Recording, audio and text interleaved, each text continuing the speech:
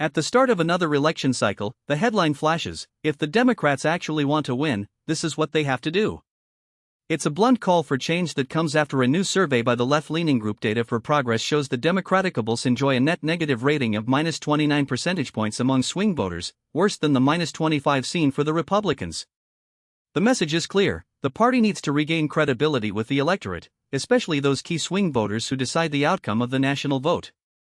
The essay argues that this can only happen if the Democratic platform expands its focus to include three new planks: immigration, urban disorder, and what the writer calls crime and transgender issues.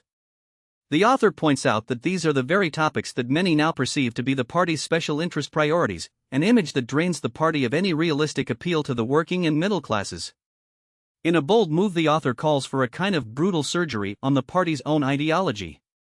The goal, he says, is to perform an ideological exorcism that cuts away the party's ties to progressive orthodoxy. The proposals themselves are designed to sound decisive, hard-edged, and public. They aim to show swing voters that Democrats are willing to tackle these tough issues head-on. For immigration, the suggested policy involves firm enforcement of the law.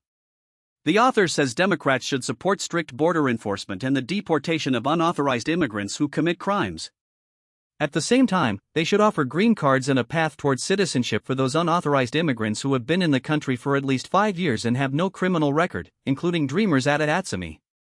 Anyone who has arrived more recently, without such a record, would be subject to deportation.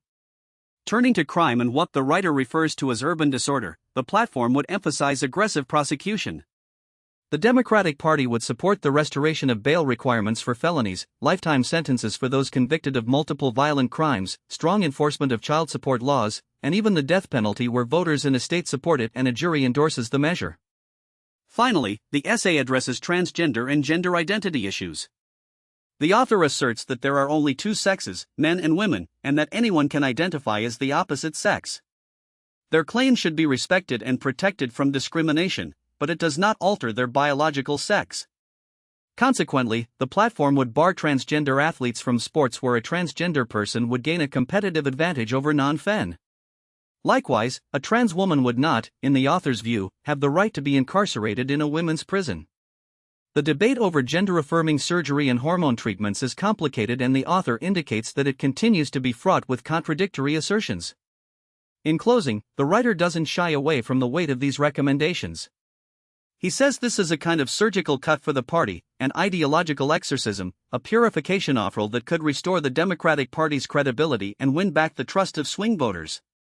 It is a call to unswayed, painful transformation in order to secure the future of the party and to ensure that the Democrats can truly claim to represent the majority of the American people. Thanks for joining me. Until next time, keep questioning the status quo and stay tuned for our next episode that dives deeper into these powerful, controversial themes.